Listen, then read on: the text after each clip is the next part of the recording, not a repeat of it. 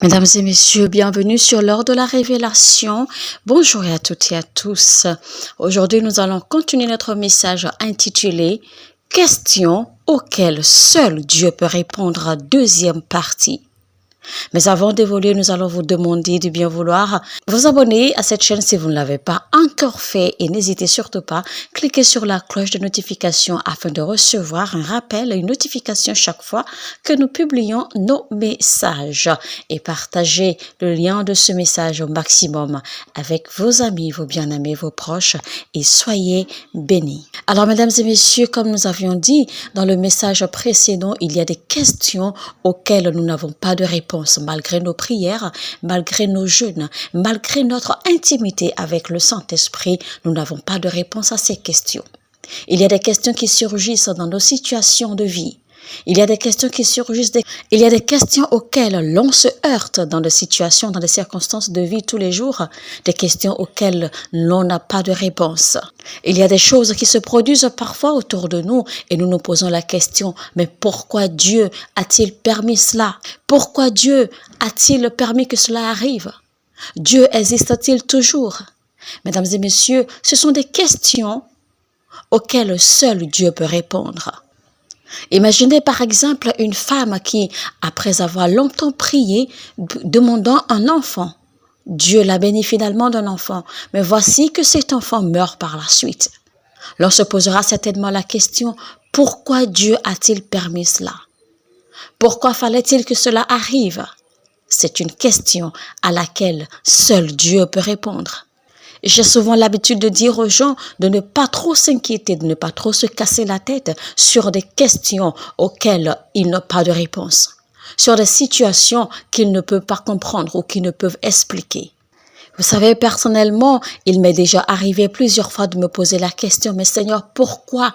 Pourquoi permets-tu que cela m'arrive? Car je me suis retrouvée dans certaines situations que je ne comprenais pas. Et je me retrouve vers Dieu, je lui pose la question, mais Seigneur, pourquoi moi? Pourquoi ceci doit-il m'arriver?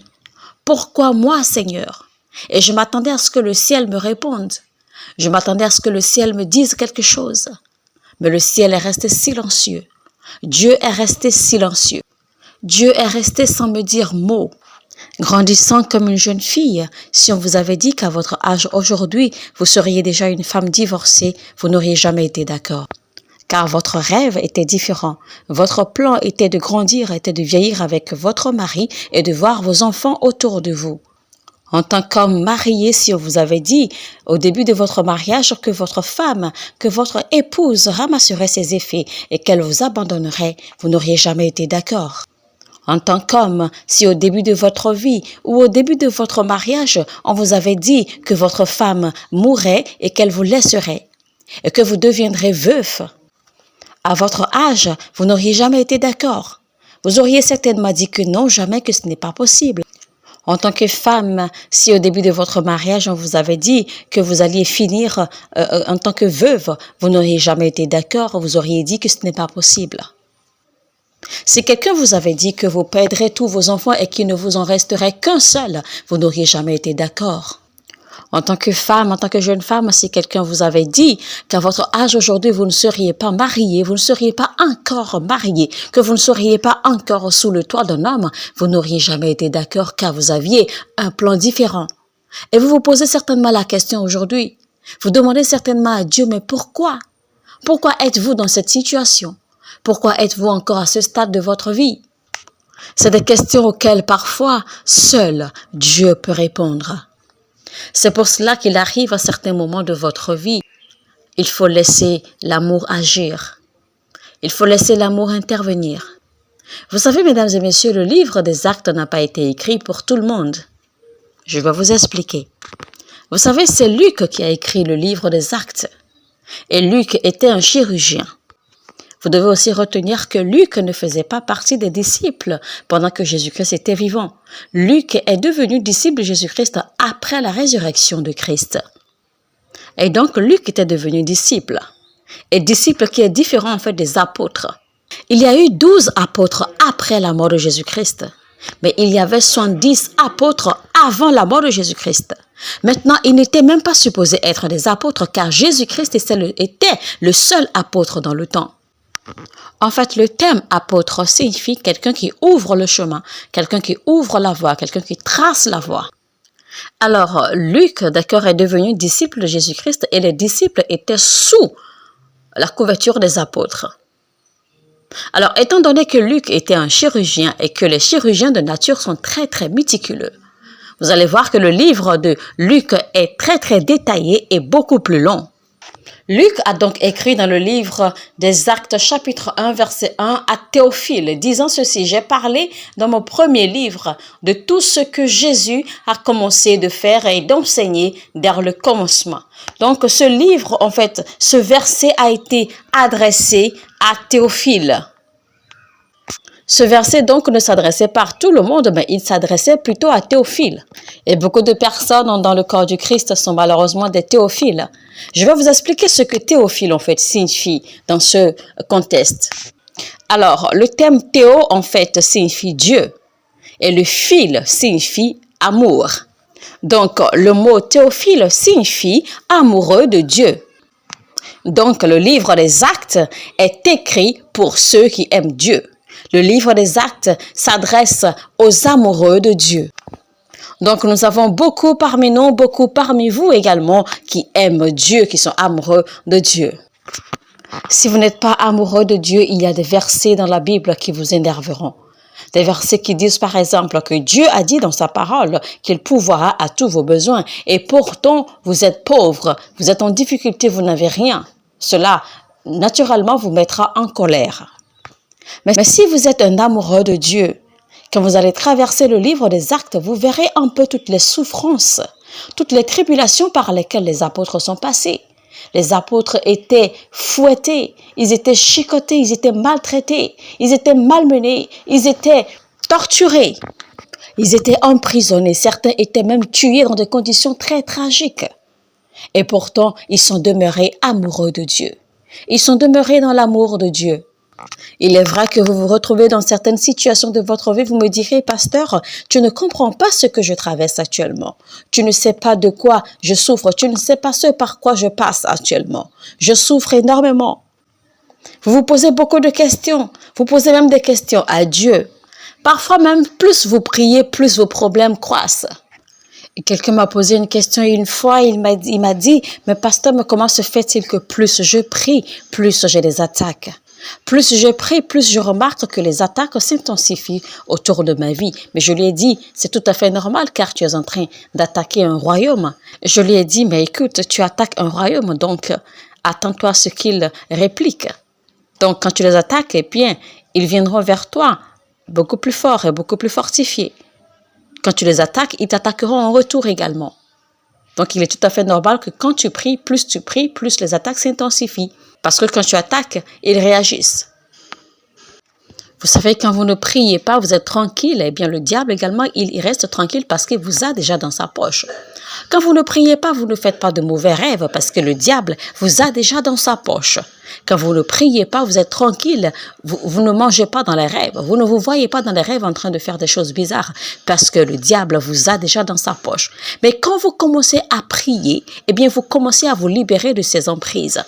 Et une fois que vous commencez à vous libérer de ces emprises, eh bien, il est tout à fait normal que le diable réagisse en retour. Et la première chose qu'il fait, c'est de vous décourager, de vous faire croire que vos prières sont une perte de temps. Le diable vous effraie, il vous donne des idées et vous paralyse. Mais si vous êtes intelligent, si vous êtes sage, vous allez continuer dans votre prière, vous allez persévérer.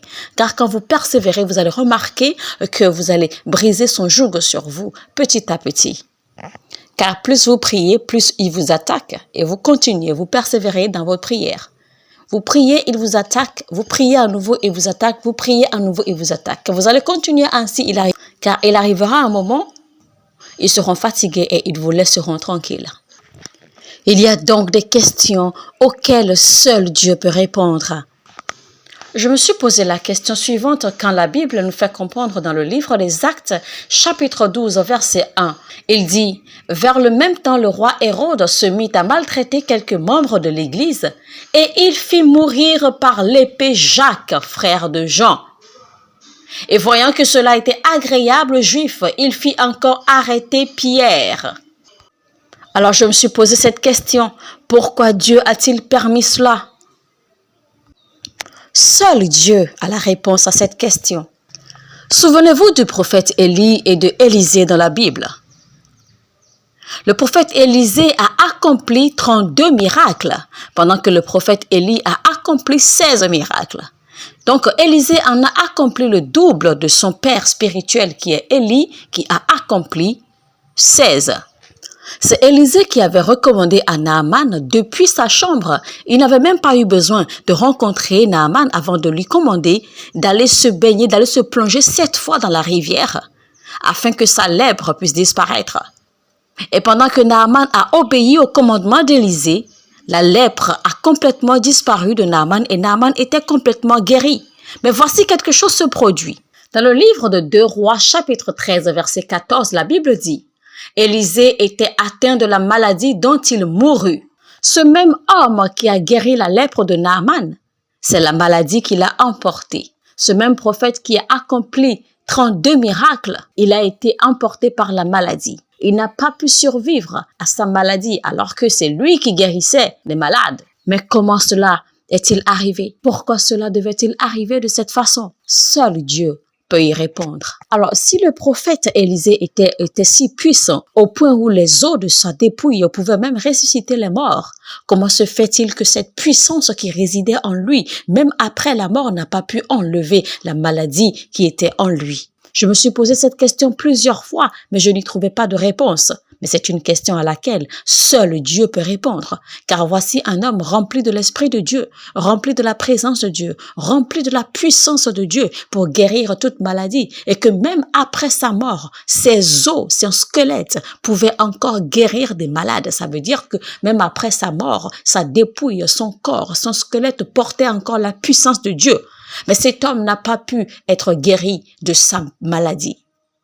Cette puissance qui résidait en lui n'a pas pu enlever la maladie qui l'a tué. Pourquoi? Seul Dieu peut y répondre. Vous savez, ce message que je prêche aujourd'hui ne s'adresse pas forcément à tout le monde, mais il s'adresse plutôt à des personnes particulières, à certaines personnes qui pleurent dans le secret. Imaginez une jeune femme mariée à un pasteur, très heureux dans le ministère, mais soudainement, le pasteur lui a été enlevé, son mari lui a été enlevé et très tôt, elle se retrouve veuve avec la responsabilité de gérer le ministère. Et naturellement, elle ne saura où commencer, elle ne saura où aller. Et pourtant, c'est le ministère de Dieu. C'est Dieu qui les a appelés, c'est Dieu qui a appelé le monsieur au ministère et qui les a joints. Alors, pourquoi Dieu a-t-il laissé cela se produire? Pourquoi Dieu a-t-il permis cela? Seul, lui, peut y répondre. Imaginez un homme de Dieu qui descend de la montagne de prière après 7 jours de jeûne et prière. Après avoir prêché, il se rend chez lui et découvre que son épouse a dormi et ne se réveille plus. L'épouse est décédée. Et vous voyez le monde entier qui l'accuse d'avoir tué son épouse. Mais pourquoi Dieu aurait-il permis cela? Seul lui peut y répondre. Vous voyez les fous déambuler partout. Vous voyez les malades mentaux. Ils reçoivent toutes sortes d'attaques. Mais pourtant, il n'en meurt jamais. Mais vous voyez un chrétien fervent, un amoureux de Dieu qui reçoit une attaque, qui tombe malade et qui meurt de sa maladie, qui meurt du cancer, qui meurt de ceci ou qui meurt de cela. Et l'on se pose des questions. L'on demande à Dieu, mais j'ai prié, j'ai jeûné, j'ai fait tout ce qu'il fallait faire. Pourquoi cela devrait-il arriver? C'est une question à laquelle lui seul peut répondre. Beaucoup d'entre vous qui m'écoutez actuellement, vous vous retrouvez dans certaines situations, des situations dans lesquelles normalement vous n'avez jamais souhaité vous y retrouver, des situations que vous n'avez jamais demandées, des situations pour lesquelles vous n'avez jamais prié. Et pourtant ces problèmes viennent, ces problèmes sont là, ces difficultés sont là. Vous êtes face à ces situations auxquelles vous n'avez pas de réponse. Ce sont des situations parfois auxquelles seul Dieu peut répondre, des situations auxquelles seul Dieu a la solution. Mesdames et messieurs, ce sera tout pour aujourd'hui. C'était donc la deuxième partie de notre message, questions auxquelles seul Dieu peut répondre.